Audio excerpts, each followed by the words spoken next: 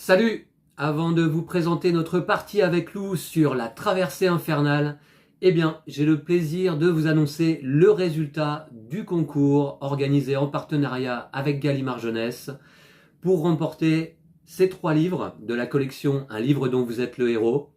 Alors vous avez été 144 à me donner la bonne réponse à la question posée dans notre vidéo d'introduction. Il s'agissait de donner le nom du sorcier de la montagne de feu, et bien évidemment la réponse était Zagor. Alors j'ai procédé à un tirage au sort avec une application de générateur aléatoire parmi les 144 bonnes réponses. Le vainqueur, le gagnant des mystères de Salamonis s'appelle, enfin en tout cas a le pseudo STKE. Voilà, et bravo, donc tu remportes les mystères de Salamonis. Le gagnant de la forteresse maudite, s'appelle Cédric Copin. Voilà, donc je mets les pseudos en bandeau là sous cette vidéo. Et puis le troisième et dernier gagnant pour la métropole de la peur s'appelle Romos. Romos. Alors, pour recevoir ces livres, je vous demanderai de nous contacter sur notre adresse mail vincent@gmail.com, de me donner vos coordonnées que je transmettrai de mon côté à Gallimard Jeunesse afin que Gallimard Jeunesse donc puisse vous envoyer vos exemplaires gagnés pour ce concours. Bravo à vous 3 et puis merci à tous les participants et on se retrouve tout de suite avec Lou sur la traversée infernale.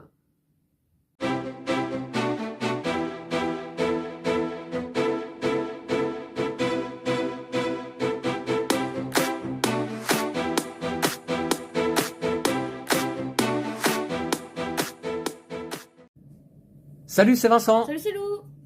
Après ma mort un peu prématurée dans les Maîtres des Ténèbres, c'est pas grave. Nous allons poursuivre l'aventure tout de même avec La Traversée Infernale, le tome 2 de la série Loup Solitaire, écrit par Joe Dever, édité en français par Gallimard Jeunesse dans cette nouvelle édition, à l'occasion des 40 ans des livres dont vous êtes le héros. Et Lou, tu n'as pas participé à la première aventure. Oui, tu vas voir qu'un texte d'introduction nous permet de connaître ce qui s'est passé dans le premier volume. Ouais. Et puis on en a parlé un petit peu ensemble de notre côté. Ah oui, un peu. Tu es un petit peu au courant de ce qui s'est passé.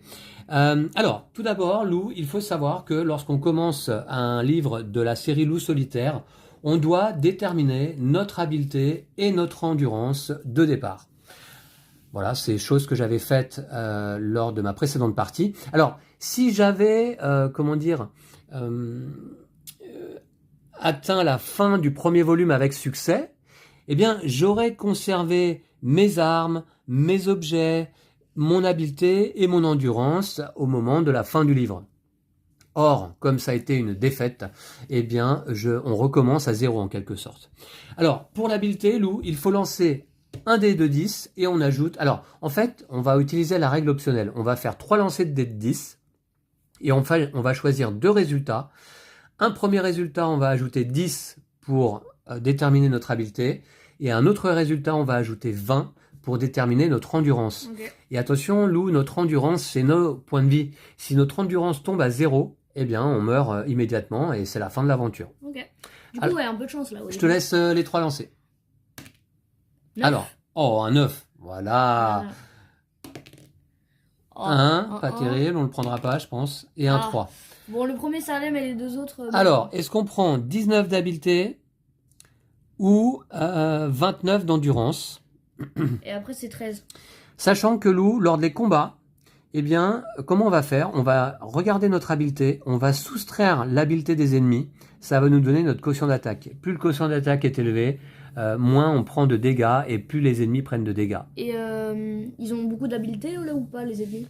Alors les ennemis, dans le premier volume, sur les combats que j'ai effectués, avaient parfois 13, 14, 15 d'habileté. Bon, on prend 19 alors d'habileté?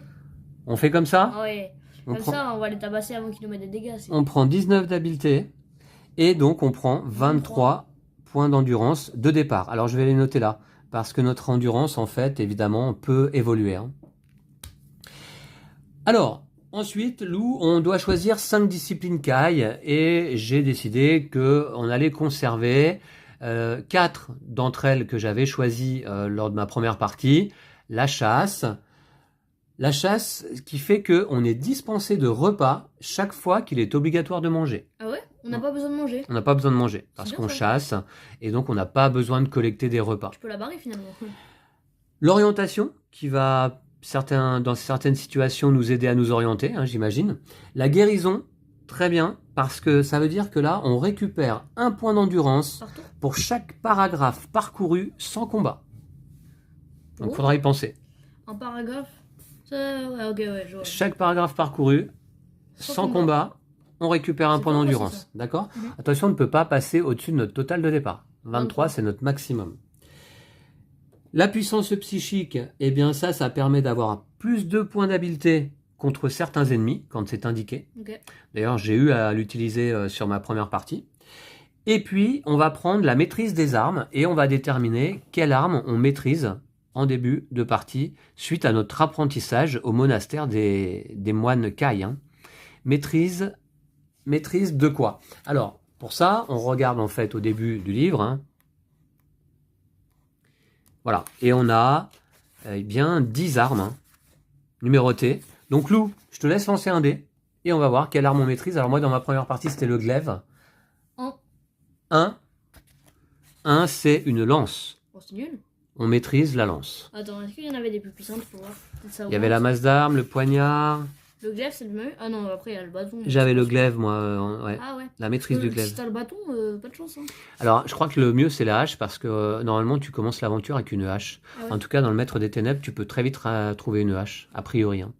Ok, donc là, on a dit la lance. Maîtrise de... Juste, il y a un accent circonflexe, ça maîtrise. La lance. Alors... sur le I. Ouais, le premier. Voilà. Ah, parfait. Voilà, et puis Lou, on pourra porter 2 armes maximum à la fois. Attention, donc combat livré avec une arme et la maîtrise de cette arme permet d'avoir plus de points d'habileté. Donc si on combat avec une lance, plus de points d'habileté. Un combat livré sans arme, moins 4 points d'habileté. Hein. Ah oui. Ouais. Dans notre sac à dos, Lou, on pourra y placer 8 objets maximum. Combat livré sans arme, ça veut dire sans lance? Ah bah, pour l'instant, on n'a pas d'arme. Non, mais si on a... Ça veut dire si on a des armes, mais si on n'a pas de lance, ou si on a des armes, mais si on n'en a aucune? Si on n'a aucune arme. Ok. Ouais. Dans notre sac à dos, 8 objets maximum. On peut noter le nombre de repas, les objets spéciaux que l'on va découvrir pendant l'histoire. Et puis, dans notre bourse, eh bien, on peut détenir 50 pièces d'or maximum. Tu vas lancer le dé à nouveau pour déterminer avec combien de pièces d'or on commence l'aventure. Je suis encore en 1. Essaye de lancer par là-bas, qu'on voit le résultat. 6 Ouais. Allez, 6 pièces d'or. C'est moyen, on va dire. Pour commencer, oui, bah c'est pas si mal. Correct, J'avais commencé avec moins que ça la fois dernière. Et puis c'est tout, on est prêt à partir à l'aventure. Ouais. Alors, je propose, Lou, de te lire l'introduction, hein, pour te mettre au parfum un petit peu de cette situation. Ah oui, alors ça a été compliqué hein, dans le premier volume. Et puis je suis mort un peu bêtement. Alors... Je lis l'introduction, et puis par la suite, Lou, tu pourras lire également les chapitres, hein, d'accord? 40 jours pour loup solitaire. Au nord du royaume du Sommerlund, il est de tradition depuis des siècles d'envoyer les fils des seigneurs de la guerre au monastère Kai. C'est là qu'on leur enseigne l'art et la science de leurs nobles ancêtres. Au temps jadis, durant l'âge de la lune noire, les maîtres des ténèbres menèrent une guerre sans merci contre le royaume du Sommerlund. Ce fut une longue et douloureuse épreuve de force, à l'issue de laquelle les guerriers du Sommerlund remportèrent la victoire lors de la grande bataille des gorges de Maaken. Le roi Ulnar Ier et ses alliés de Durénor anéantirent l'armée des maîtres des ténèbres dans la passe de Moitura et précipitèrent l'ennemi au fond du gouffre de Maaken. Et comme il y a eu beaucoup de blessés, Lou, j'imagine, eh bien, il y a des ambulances qui sont intervenues sur le champ de bataille. On les entend passer. Vashna, le plus puissant parmi les maîtres des ténèbres, périt d'un coup mortel que le roi Ulnar lui porta de sa puissante épée, l'épée du soleil, que l'on désigne généralement sous le nom de glaive de Sommer. Depuis ce temps, les maîtres des ténèbres ont juré de prendre leur revanche sur le royaume du Sommerlund et la maison d'Ulnar. Quant à vous, vous êtes loup solitaire, un disciple du monastère Kai, où l'on vous a initié au secret des seigneurs de la guerre. Alors d'ailleurs, dans la première aventure, on s'appelait loup silencieux, Ah oui. dans un premier temps. Or, il y a 2 jours, et là c'est ce qui s'est passé dans les Maîtres des Ténèbres, le paisible royaume s'est trouvé plongé dans la tourmente à la suite de l'invasion soudaine du pays par une puissante armée que commandait le Maître des Ténèbres Zagarna. Au cours de l'attaque, le monastère Kai a été complètement détruit et les seigneurs qui s'y étaient réunis pour préparer la grande fête de Femarn ont tous été tués lors des combats. Les murs du temple se sont écroulés sur eux, les écrasant sous les décombres. Moi y compris. Hein. Ah ouais. Vous êtes le seul seigneur Kai à avoir échappé au massacre et vous avez juré de venger la mort de vos compagnons. Votre première tâche était d'avertir le roi, car, en l'absence des seigneurs Kai à la tête de l'armée, il devenait impossible de mobiliser à temps la population pour repousser les maîtres des ténèbres. Vous avez affronté de grands périls en vous rendant auprès du souverain. L'ennemi avait déjà soumis la plus grande partie du royaume et son armée s'avançait vers Holmgard, la capitale. Mais en dépit du danger et au prix de rudes combats, vous avez réussi à atteindre le palais et à prévenir le roi. À la cour, on a fait l'éloge de votre habileté et de votre bravoure, mais on vous a également averti que votre mission était loin d'être terminée. À présent que les seigneurs Kai sont morts, il n'y a plus, sur toutes les terres de Magnamund, qu'une seule force mobilisable maintenant assez puissante pour venir à bout des maîtres des ténèbres, et cette force, c'est celle du glaive de Sommer. Or, après la défaite de Vashna, donc au temps passé, le glaive de Sommer fut offert aux alliés de Durenor comme un symbole de la confiance et de la solidarité qui unit les 2 royaumes. En échange, le roi Alin de Durenor fit présent au Sommerlund d'un magnifique anneau d'or frappé du sceau royal de son pays. Cet anneau porte le nom de sceau d'Amardal.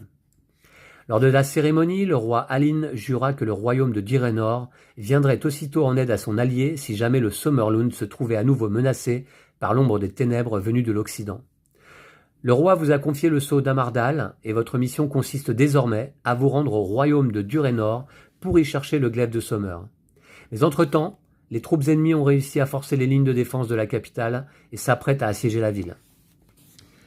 Tandis que le capitaine Gaïal de la garde du roi vous conduit à l'arsenal du palais pour y prendre les armes que vous emporterez dans votre quête, les dernières paroles de votre souverain vous reviennent sans cesse à l'esprit.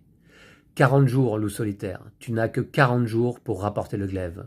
Nous aurons la force de résister à l'ennemi pendant ces 40 jours, après, il sera trop tard. Ok. Voilà Lou, notre mission, rapporter le glaive de Sommer, donc on va aller jusqu'au royaume du Durenor, enfin, j'espère qu'on va y arriver. Donc, pour rappel, sur la carte, le royaume de Sommerlund donc, se trouve ici à l'ouest, les maîtres des ténèbres, eux, attaquent depuis l'Occident, encore plus à l'ouest, et puis nous avons le royaume de Durenor ici à l'est. Entre les deux, le pays sauvage. Et c'est certainement ce pays sauvage que nous allons traverser aujourd'hui. On pourrait prendre le bateau, ce serait plus rapide. Alors, le monastère Kai se trouve ici, il a été complètement détruit. La capitale du Sommerlund, Holmgard, est ici. On commence l'aventure a priori là. Et puis, on doit se rendre jusqu'à Amardal peut-être, la capitale du Durenor, pour récupérer le glaive de Sommer. Et avertir les combattants de Durenor que le Sommerlund est assiégé. D'accord ? Ok.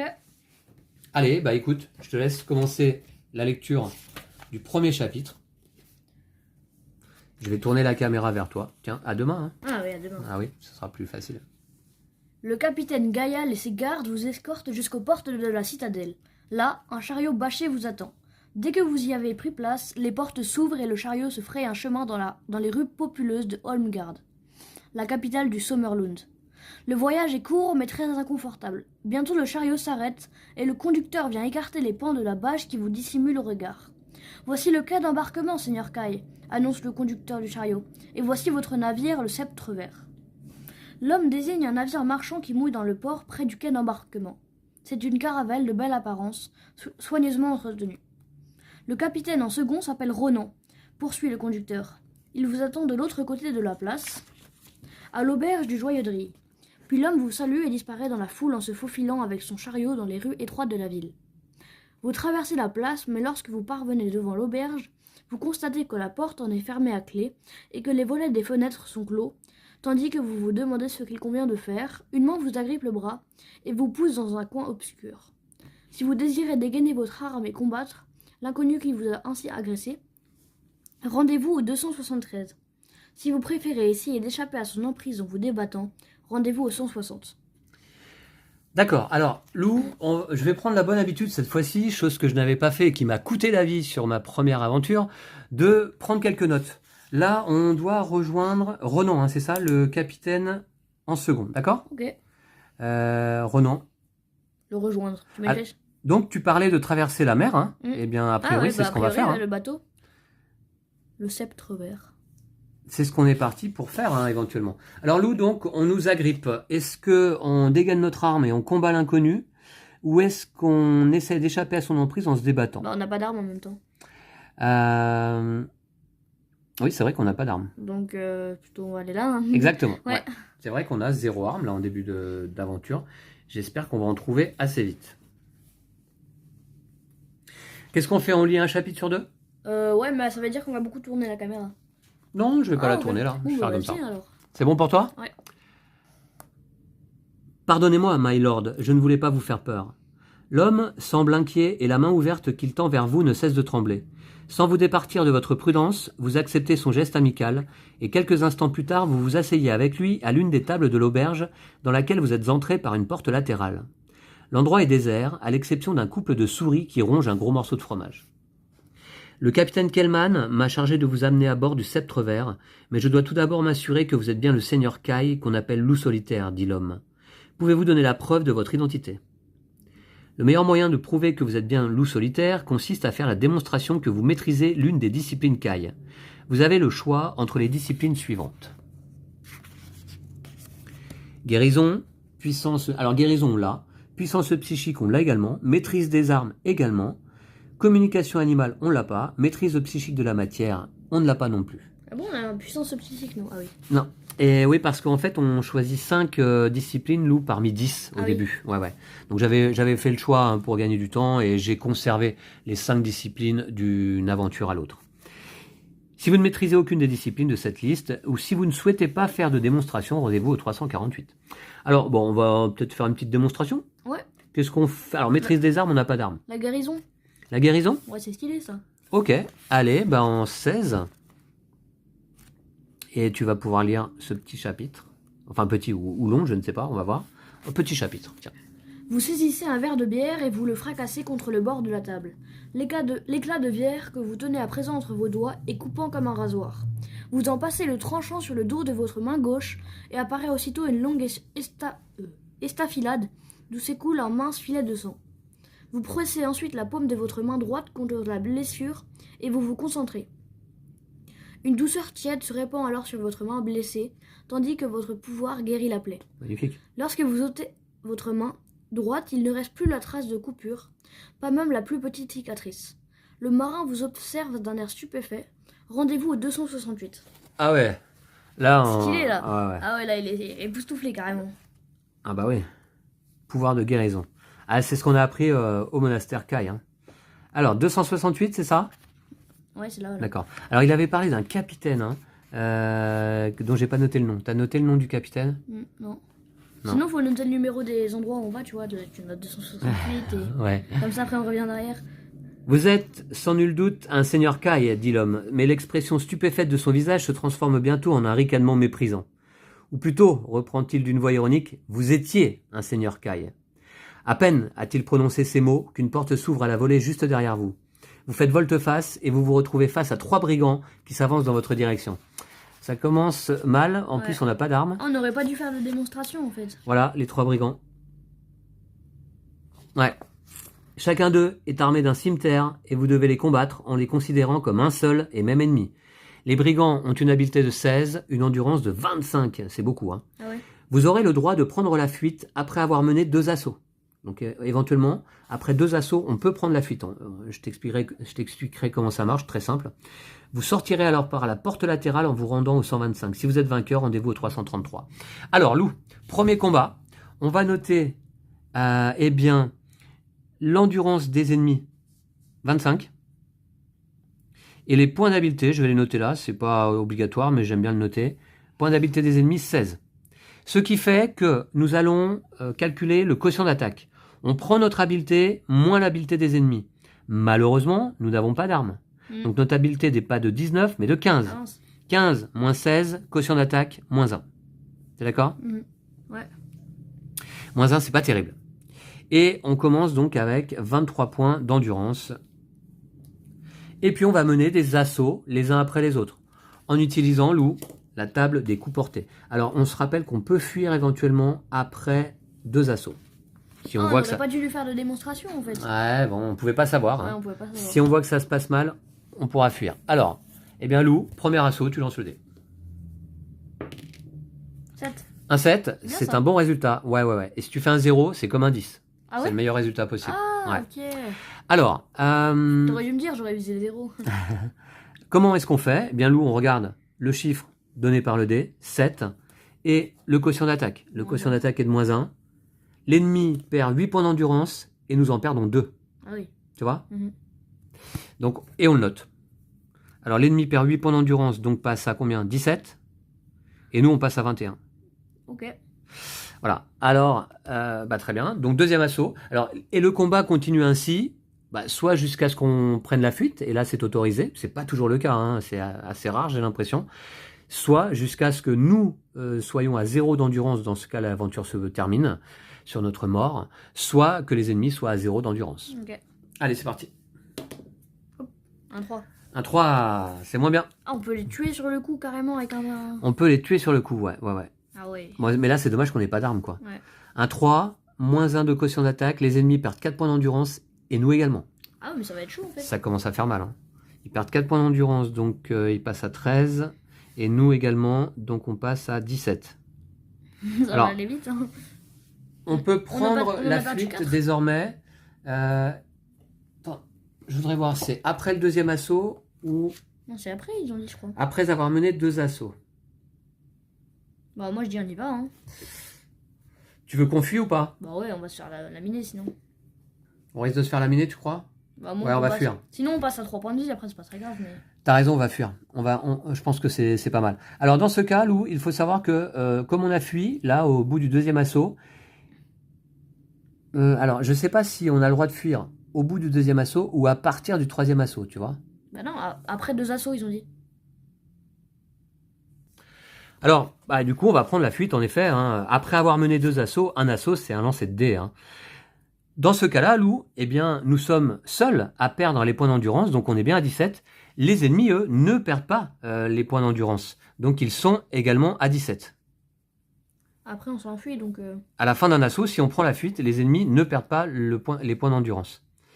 Bon, de toute façon, on va voir. Ouais, mais j'espère qu'ils vont pas nous rattraper. Tu vois. ouais. Et là, on mourrait dès le début, tu sais. Ils nous rattrapent et hop. Alors, on s'enfuit par la porte latérale, on va au 125. C'est à qui de lire? Bon, je sais pas, t'as qu'à lire. Hein. Non, c'est moi qui ai lu là. Hein. Ah, oui, peut-être. Allez, c'est à toi. Ok. 125.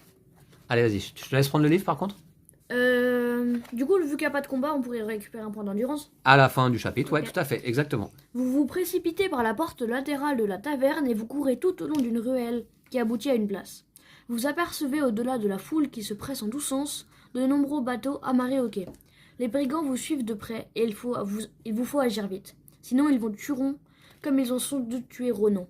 Ah, Ronan? Ah, ils ont dit qu'ils ont tué Ronan. Ouais, le capitaine en second. Vous défaites alors l'amarre d'un canot, puis vous sautez du quai et vous atterrissez lourdement dans l'embarcation, en fracassant dans votre chute le petit siège de bois aménagé au milieu.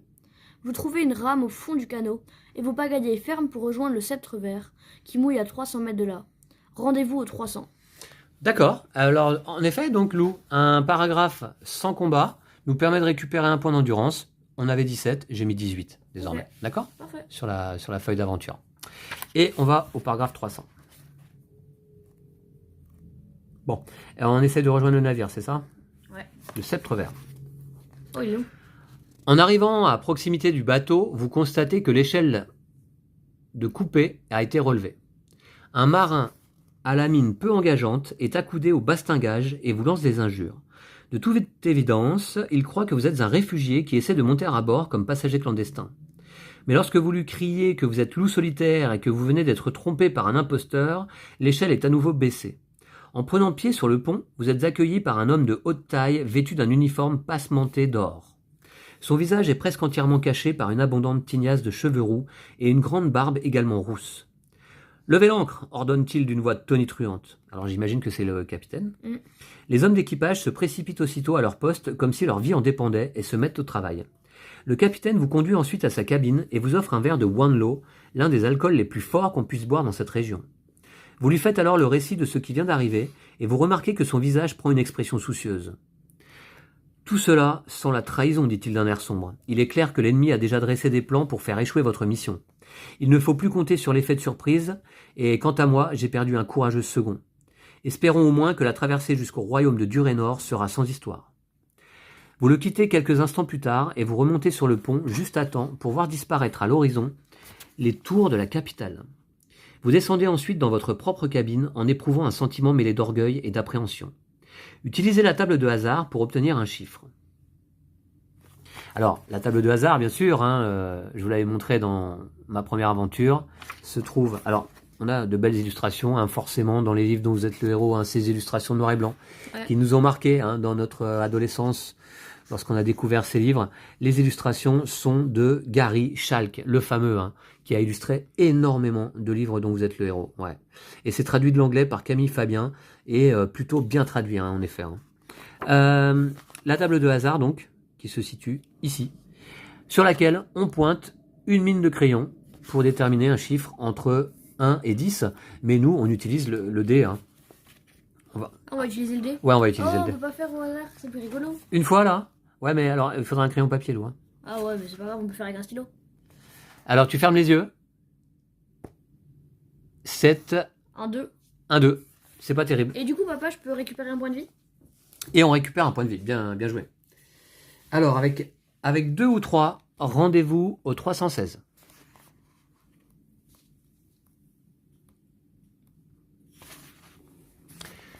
Le lendemain matin, c'est à moi de lire, Vas-y. Le lendemain matin, vous êtes réveillé par les cris de la vigie postée dans le nid de pie.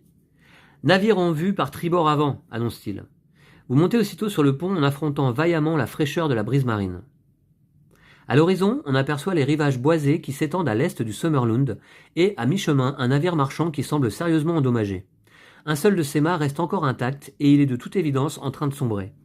Le navire bat pavillon de Durénor, mais le drapeau a été hissé à l'envers en signe de détresse. Utilisez la table de hasard pour obtenir un chiffre. Encore. Ah, je peux faire, c'est plus rigolo quand même. Ah, je vais faire avec le stylo. 8. 8, t'as fermé les yeux? Ouais. Ok. Entre 5 et 9, rendez-vous au 94. Et c'est à toi de lire. Ah ouais, attends, là, on récupère un point d'endurance encore. Ouais. On va barrer. Ouais, avant. On barrera plus tard. Ouais, j'ai mon petit effaceur. Très pratique. Alors, rendez-vous, donc on a dit au 94. Allez, je te laisse lire. Tu prends le bouquin. Vous insistez auprès du capitaine pour qu'on aille voir ce qui se passe à bord du bateau, mais il ignore votre demande et ordonne à ses hommes de poursuivre leurs tâches habituelles. Vous contemplez le navire marchand qui bientôt disparaît à l'horizon en vous demandant pourquoi le capitaine a refusé de faire quoi que ce soit. Puis vous descendez dans la coursive et vous vous enfermez dans votre cabine en prenant bien soin de verrouiller la porte. Rendez-vous au 240. Du coup, on récupère un point de vie encore. Allez, ouais, je vais Tiens, tu peux noter. mettre 21? Non, on peut barrer, comme ça nous évitera de gommer à chaque fois. Wow, en fait, on aurait pu faire le combat. 240. Hop, 243.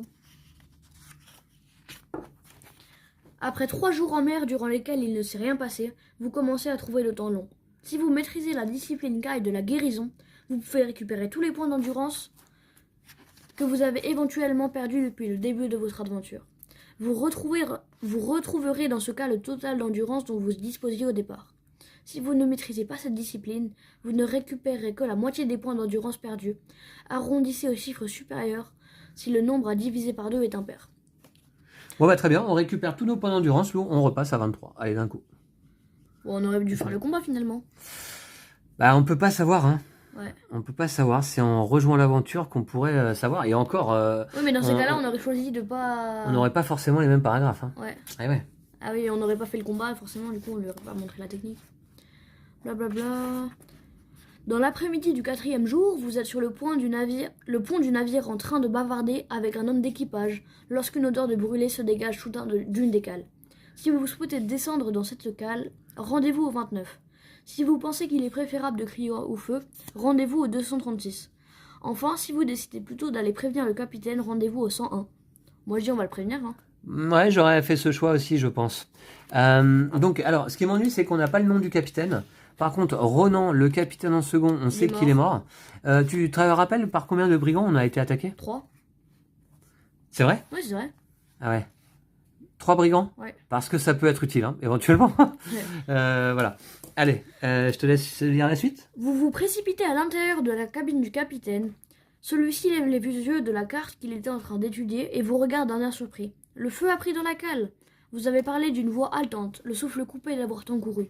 Un instant plus tard, le capitaine est sorti de sa cabine et donne l'ordre à ses hommes de remplir des seaux d'eau et de rassembler des couvertures pour étouffer l'incendie.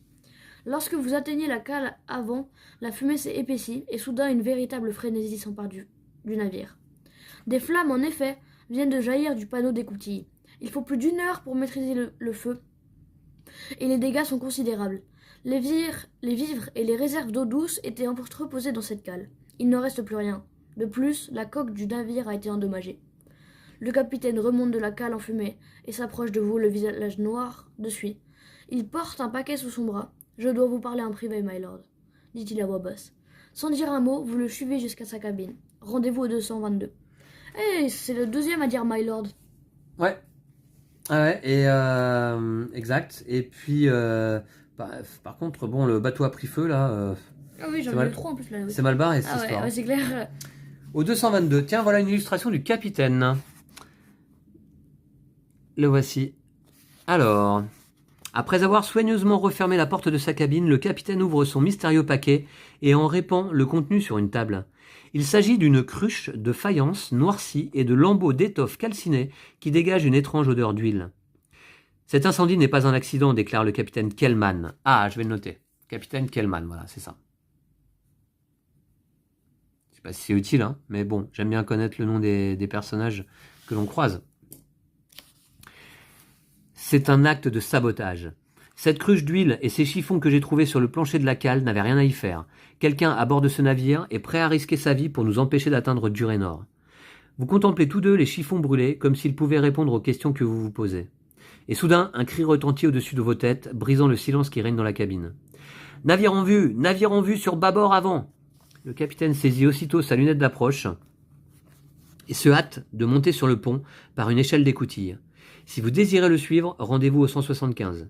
Si vous préférez fouiller rapidement sa cabine, rendez-vous au 315. Non. On fouille ou on suit?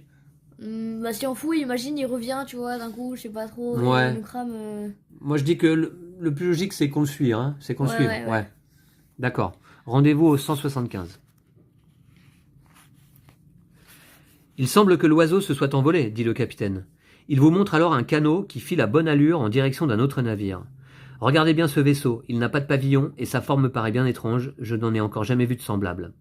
Donc en fait le traître s'enfuit par un canot, et rejoint un autre vaisseau, un autre navire. Vous observez le canot qui rejoint en quelques instants le mystérieux navire. Et soudain, comme par magie, un brouillard venu d'on ne sait où se lève sur la mer et enveloppe le vaisseau. Moins d'1 minute plus tard, le navire et le brouillard ont tous deux disparu. Utilisez la table de hasard pour obtenir un chiffre. C'est plus rigolo avec le stylo qu'avec le dé. Hop. Je te laisse faire. C'est où? Ah, sur le 4. 4. Ouais. Plus sur le 4 que sur le 7. Alors, si vous tirez un chiffre entre 0 et 4, rendez-vous au 53.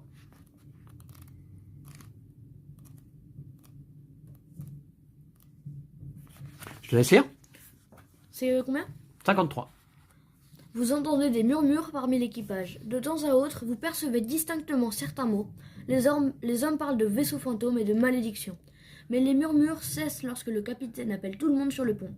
Le silence alors s'installe à bord du Sceptre Vert, tandis que le capitaine Kellman s'adresse à l'équipage d'une voix puissante. « Nous sommes à 3 jours de mer de Port-Bax, dit-il.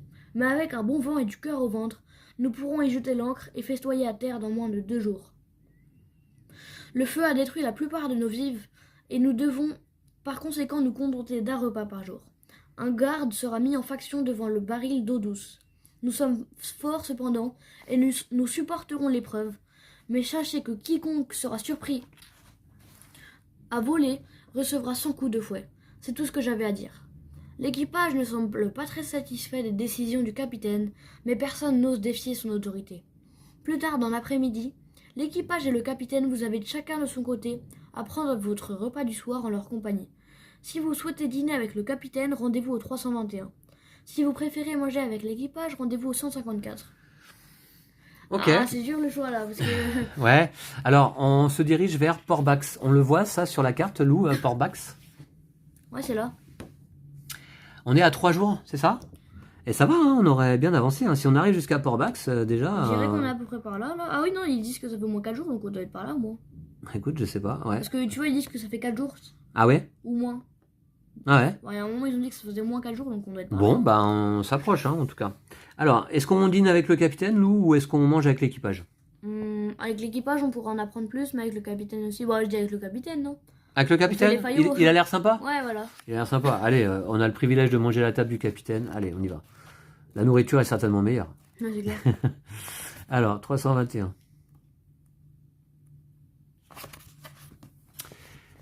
Le repas frugal... Alors, je vais noter Port-Bax. C'est Port-Bax. sur la carte, on va voir. Le repas frugal est composé de restes de la veille qui n'ont rien d'appétissant. Ah, finalement, Lou, c'est Ah pas ouais. terrible. Ouais. À la fin de ce piètre souper, le capitaine vous fait quelques confidences qui confirment vos craintes. Je dois vous avouer quelque chose, Seigneur Kai, dit-il. Le feu a détruit tous nos vivres et il ne restait plus dans la cambuse que de quoi préparer ce maigre repas. D'ici à Port-Bax, il faudra nous contenter du poisson que nous pourrons pêcher. À moins qu'il ne vous reste de quoi manger dans votre sac à dos, ce détestable dîner vous laisse sur votre Mais faim nous, on a chasse. et vous perdez 2 points d'endurance. Alors, nous, on a chasse, on est dispensé de repas chaque fois qu'il est obligatoire de manger, mais là, on vient de manger, et malgré tout, on perd 2 points d'endurance, c'est un loup. Hein. C'est sûr? Ah bah ouais. Ah, pour moi, ouais, c'est sûr, ouais. Là, c'est indiqué, hein, et il parle pas de la chasse, là. Hein. On peut pas chasser sur le bateau, malheureusement, je pense. Pas de sanglier en vue, hein. Du poisson, peut-être? Ah, du poisson. Ah, mais ça, c'est plus la chasse, c'est la pêche, et on n'a pas cette discipline. Plus tard, dans la soirée, le capitaine vous propose une partie de Samor. C'est un jeu semblable aux échecs qui demande beaucoup d'ingéniosité et d'audace. Pour ajouter à l'intérêt de la partie, le capitaine vous invite à miser un peu d'or. Si vous acceptez son offre, rendez-vous au 12. Si en revanche vous n'avez pas envie de jouer, souhaitez une bonne nuit au capitaine et rentrez dormir dans votre cabine en vous rendant au 197. On joue. On joue? Ouais. Allez, ouais. Par contre, il faudrait pas qu'on C'est perde 12, tout notre or non plus. Hein. Ouais, 12.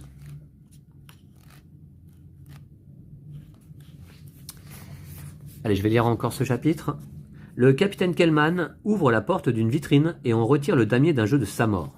Je vais le noter, jeu de Samor. Je note tout maintenant. Jeu de Samor. Mais ça sert à rien, papa. Ah, on sait pas.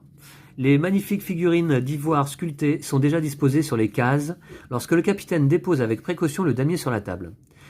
Vous acceptez à contre-cœur de miser 10 pièces d'or et le jeu commence. On en a pas 10. Ah, on en a que 6. Utilisez la table de hasard pour savoir qui va l'emporter. Là. Si vous maîtrisez la discipline Kai du 6e sens, vous avez le droit d'ajouter 2 au chiffre obtenu. Malheureusement, on n'a pas le 6e sens. Ouais. Ouais. Ok. Alors, je vais faire un chiffre. Ok. Alors, attends, je vois pas. Oh, c'est un 1. 1. Ah, c'est nul, hein. Alors, rendez-vous au 58. Bon, je sens qu'on va perdre tout notre or.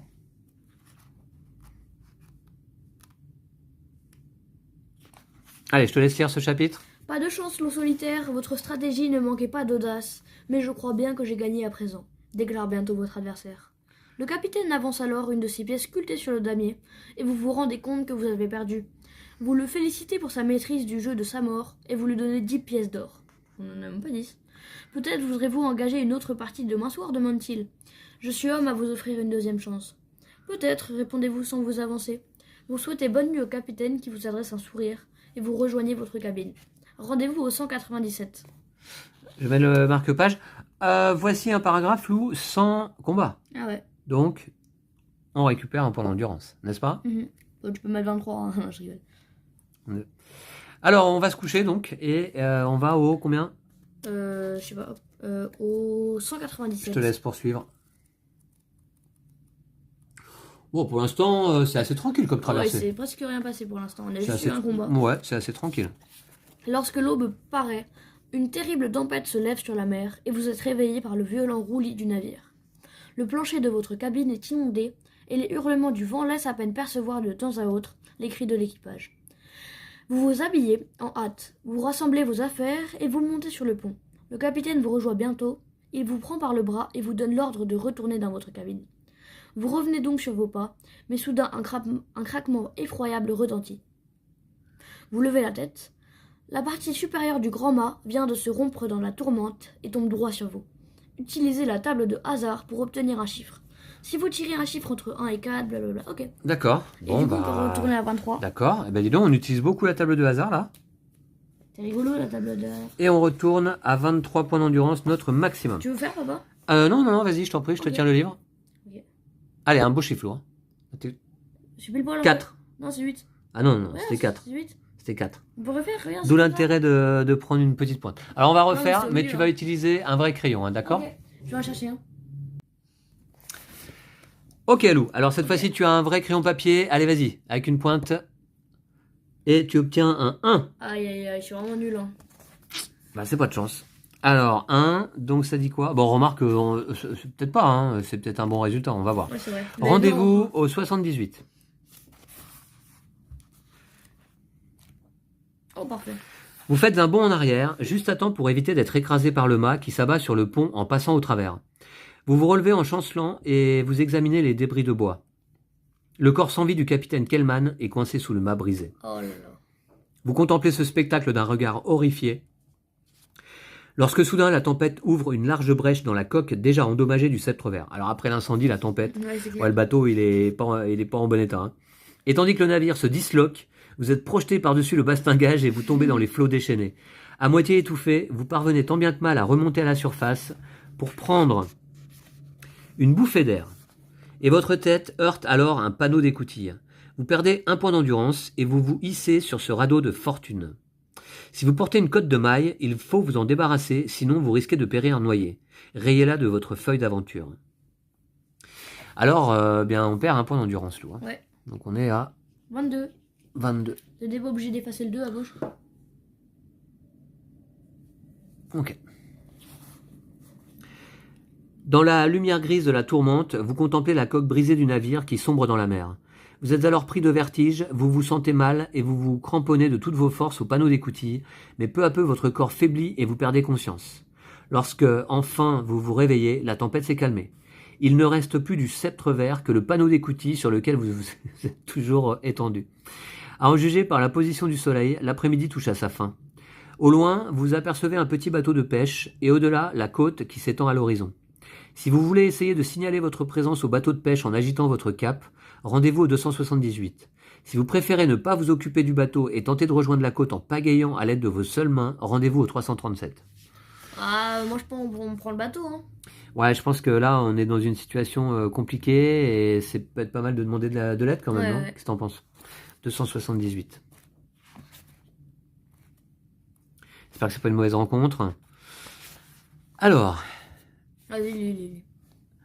vous agitez désespérément votre cape au-dessus de vous jusqu'à ce que vous soyez au bord de l'épuisement. Utilisez la table de hasard pour obtenir un chiffre qui vous indiquera si vos efforts ont été couronnés de succès. Alors, on récupère un point d'endurance. Ouais. T'es d'accord? Mhm. On repasse au max. Bon. Heureusement qu'on a le pouvoir de la guérison. Hein. Sinon, on serait déjà mort. Hein. Ouais, c'est clair. Ok, alors Lou, table de hasard. Ferme les yeux. Oh, ça c'est un 8. 8. Ouais. On voit le petit coup de crayon papier sur le 8. Ça me paraît mieux. Ah oui. On en était où? Si vous obtenez 8, rendez-vous au 180 et tu vas pouvoir poursuivre la lecture. T'es sûr que c'est bon? Ouais, hein? Ouais, ok, ouais, c'est bon, c'est bon. C'est ça, hein? Ouais, 180. 180.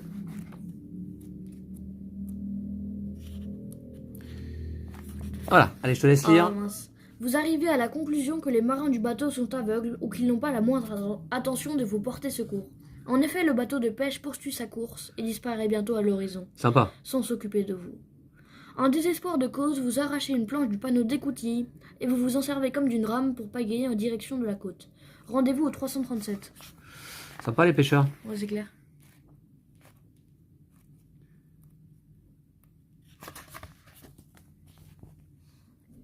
Lorsque vous n'êtes plus qu'à une cinquantaine de mètres du rivage, vous vous laissez glisser dans l'eau et vous nagez vers la terre ferme. Enfin, vous atteignez la plage. Vous vous traînez sur le sable jusqu'aux dunes qui s'élèvent un peu plus loin et à l'abri desquelles vous pouvez reprendre haleine. En plus de la fatigue, la faim vous tenaille, mais il vous faut d'abord faire l'inventaire de ce qui vous reste. Vous avez réussi à conserver votre pièce d'or, votre sac à dos et les objets spéciaux dont vous n'avez pas été contraint de vous séparer au cours de la tempête. Vous avez en revanche perdu vos armes et le contenu de votre sac à dos. Modifiez votre feuille d'aventure en conséquence et prenez quelques minutes de repos. Alors, Bon, bah tiens justement, déjà, ça me rappelle qu'on a oublié de dépenser les 6 pièces d'or. Hein. Non, ils n'avaient pas dit de les prendre, de les enlever. Ah bah on a perdu 10 pièces d'or contre le capitaine hein, au jeu, hein, Lou. Hein, Mais ils n'ont pas dit de les enlever. au jeu de sa mort. Ah bah oui, mais on les a perdus. Ah bon? Ah bah oui. En plus, on en avait que 6 alors. Ah bah ouais. Bon, le capitaine nous en voudra pas, il est mort hein, désormais. Hein. Ouais, donc on peut les garder. Alors, je vais mettre mort, tempête. Ouais, mais papa, Par la on s'en tempête. souviendra, on s'en souviendra, ça, papa. Alors, on en est où là? Là. Vous trouvez... Ah oui, Là, vous trouvez de petits arbres aux branches contournées. non, vous relevez ensuite. Vous vous relevez ensuite et vous parcourez quelques centaines de mètres. Là, vous trouvez de petites branches aux branches contournées qui portent des fruits violets. Si vous souhaitez manger ces fruits, rendez-vous au 228. Si vous préférez ne pas les manger, vous perdez 3 points d'endurance avant de vous rendre au 171. Enfin, si vous maîtrisez la discipline caille de la chasse, rendez-vous au 139. Alors, nous on a la chasse ou pas? Bah Eh oui, ouais, on a la chasse. Donc 139. Au 139.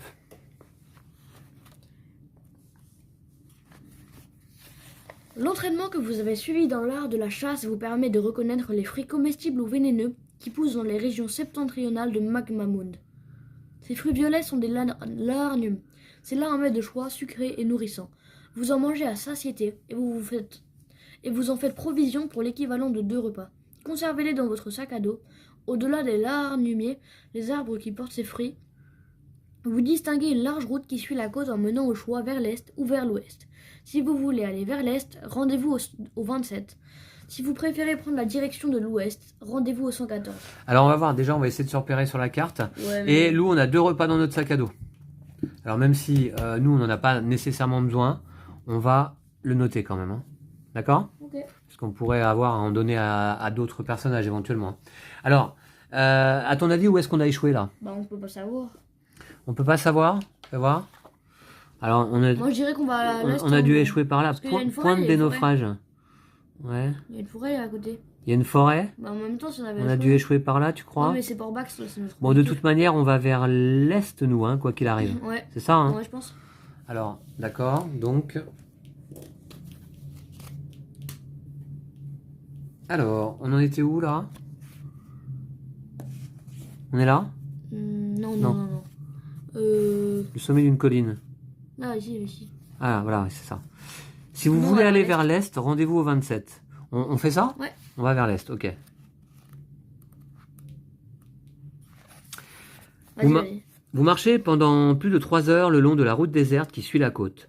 Lorsqu'enfin la nuit tombe, vous êtes épuisé et vous décidez de prendre quelque chose jusqu'à l'aube. Quelques repos, pardon, jusqu'à l'aube. Vous vous remettrez alors en chemin. Mais bientôt, certains récits que les maîtres Caille vous ont faits vous reviennent en mémoire. Il était question du pays sauvage qui s'étend entre le Sommerlund et Durénor. Eh oui. La nuit, des hordes de chiens féroces parcourent ces terres désolées en quête de nourriture. Le souvenir de ces contes vous incite à la prudence et vous décidez de passer la nuit à l'abri d'un grand arbre au feuillage touffu, planté au bord du chemin. Vous prenez là un repos réparateur qui vous rend 2 points d'endurance, si tant est que vous en ayez perdu. Rendez-vous ensuite au 312. Notre endurance est au maximum déjà. Ouais. Alors donc, tu vois, il nous dit quand même qu'on est là dans les pays sauvages a priori. Hein. Bah, pas sûr, techniquement. Ouais. Ils ont pas dit qu'on y était, mais ils ont dit qu'ils y pensaient. Ouais, là, moi, je vois point de dénaufrage. Ouais. Est-ce qu'on n'aurait pas fait naufrage un petit peu par là, tu vois, parce qu'on avait bien avant. On avait peut-être que les courants sont plus rapides ici après, hein, tu vois. Malgré qu'on avait navigué 3-4 jours là en partant de Holmgarn. Ouais, je sais pas. Hein. Ouais, ça m'étonnerait quand même. Hein. On verra si on croise un fleuve aussi, ou si on arrive à Ragadorn par exemple, ou la crique en Gorn. Ou Port-Bax, ce serait bien. Bon, on va voir. Alors, donc on va au 312.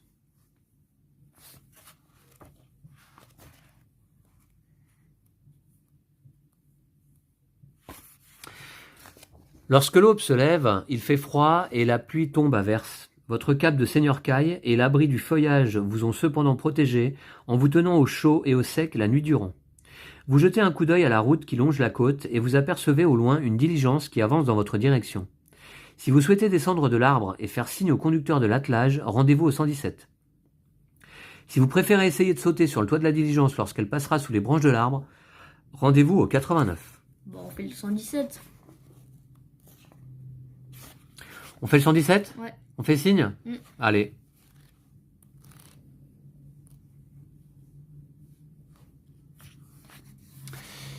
C'est une de ces grosses diligences semblables à celles qui transportent les voyageurs de grand chemin au royaume du Sommerlund. Le cocher tire les rênes et arrête ses chevaux en vous observant dessous le large bord de son chapeau. Vous lui demandez où il va.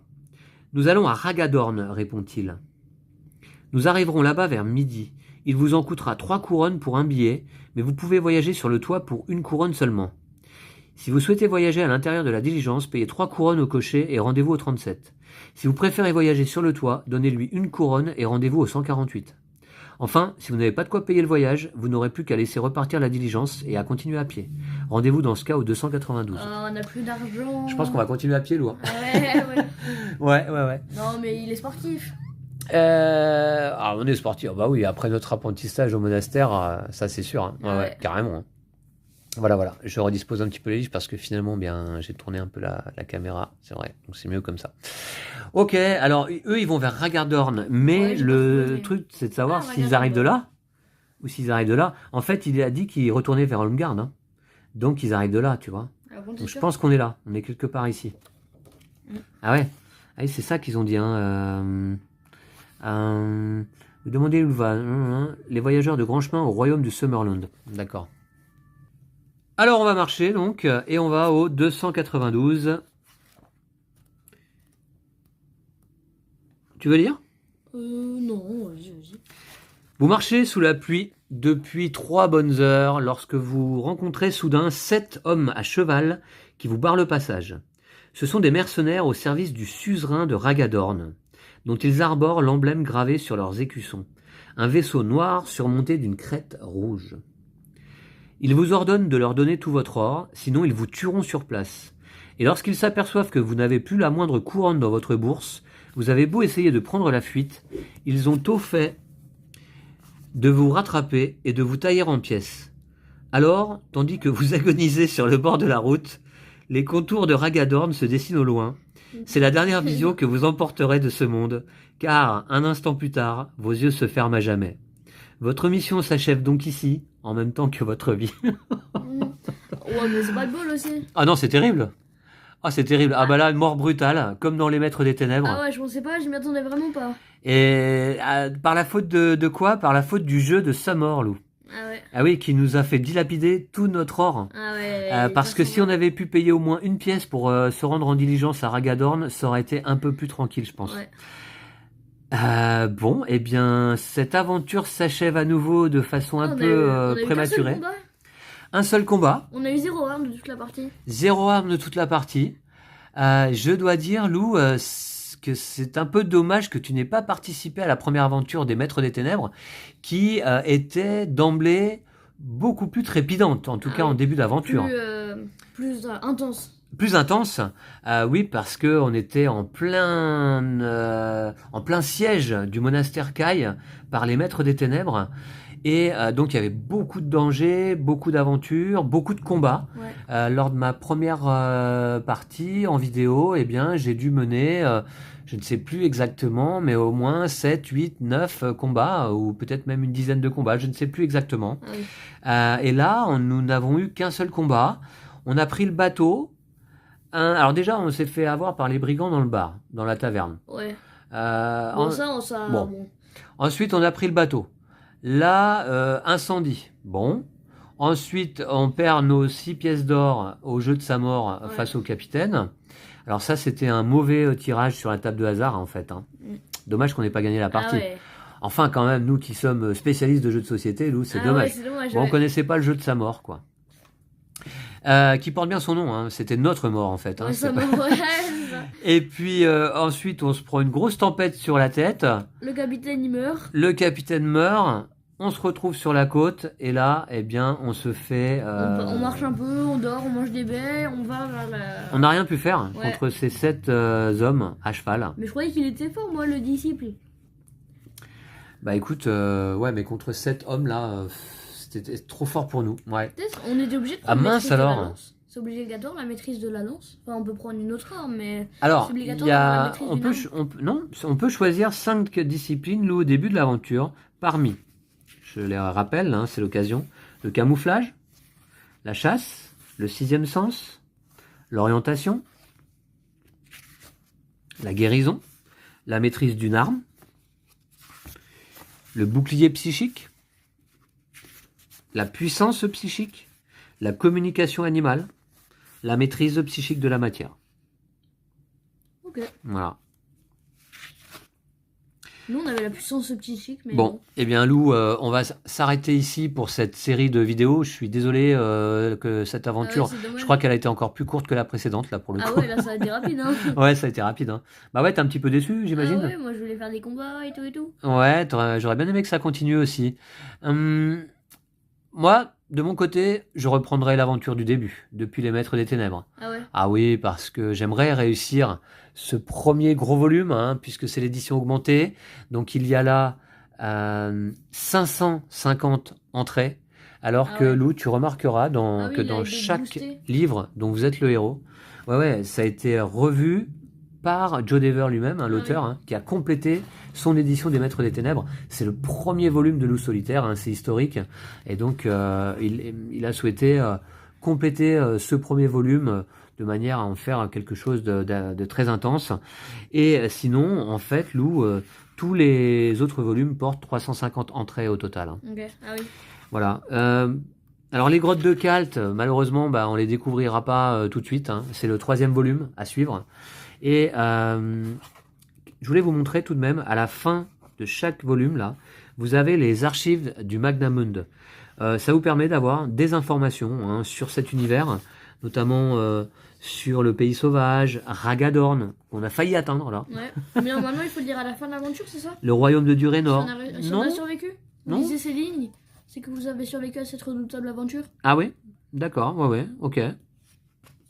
Amardal. Amardal, donc c'est la capitale du Durénor. Zagarna, c'est le maître des ténèbres, le plus puissant. Madin Rendalim, un guérisseur itinérant. Bon, on l'a pas rencontré.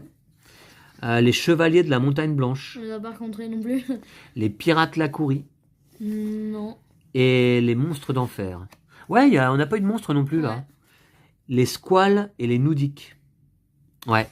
Bon. Ouais, c'était rapide celle-là. Hein. Ça vous donne un avant-goût de Loup Solitaire. Et certains, dans les commentaires de ma vidéo de présentation des livres dont vous êtes le héros, me parlaient de la difficulté inhérente à cette série. Et bien là, on en fait un peu les frais, c'est vrai. Ah ouais. Il n'y a pas de mode facile. Hein. Il n'y a pas de mode facile et il faut certainement un petit peu de chance, hein, parce qu'il y a beaucoup de hasard. Bien sûr, hein, c'est le principe. Ouais, là, on passe près là parce qu'il nous manque une pièce d'or en fait. Il nous manque une pièce d'or et peut-être on aurait dû refuser de jouer au jeu, hein, avec le capitaine et garder précieusement notre or. Hein. On le saura pour la prochaine fois. En fait, je m'aperçois que c'est l'expérience qui permet certainement d'avancer dans l'histoire, dans le cycle. Il faut le refaire. Et je vous le dis, moi, je rejouerai les Maîtres des Ténèbres de mon côté parce que ça m'avait beaucoup plu.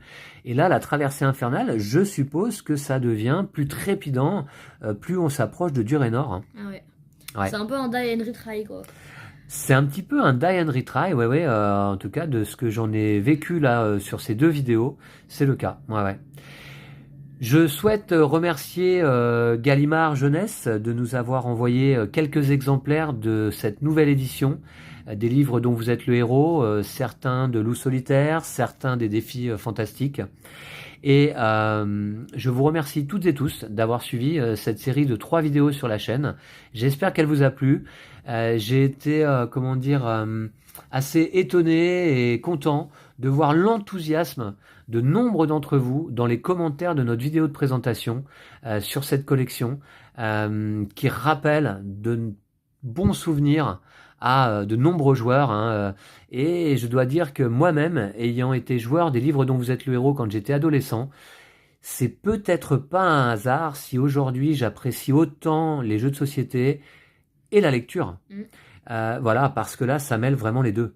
Alors, Lou, toi qui n'avais jamais joué au livre dont vous êtes le héros, il me semble, hein, Non. que penses-tu de cette expérience? Moi, je trouve ça sympa, mais pour le coup, j'aurais aimé que ça dure un peu plus longtemps. Ah ouais, Parce que là, il faudra rejouer. On n'a pas fait beaucoup de combats et j'aurais aimé voir un peu plus les capacités et tout. Orientation, ça nous a servi à rien. Puissance psychique non plus et maîtrise de la lance non plus. Ah ouais, mais bon, en même temps, on n'a pas eu besoin de grand-chose. À un moment donné, on a eu besoin de la guérison. Ouais, et de la chasse. Et de la chasse, donc tu vois, on les avait. Et je n'ai qu'un très bon conseil à te donner, Lou. La lecture du Maître des Ténèbres. Ah oui. Là, tu vas prendre goût à l'aventure, je pense. Voilà, et ça donne envie, hein. Ça donne envie ensuite d'aller explorer les grottes de Kalt, ainsi que le gouffre maudit que je possédais quand j'étais jeune, et puis le tyran du désert qui met fin au cycle 1, où là je suppose que l'on affronte peut-être Zagarna, hein. Allez savoir. Peut-être. Ouais, c'est bien possible. Et puis là nous sommes dans la discipline de Kai, mais à partir du cycle 2, on atteint le rang de maître Kai, déjà. On atteint le rang de maître. Et on commence à prendre les disciplines Magna Kai. Ok. Ah ouais. Voilà. Donc merci à toutes et tous. On se retrouve très très vite, Lou. Ouais. Et puis d'ici là. Prenez soin de vous et de vos jeux de société. Salut à tous.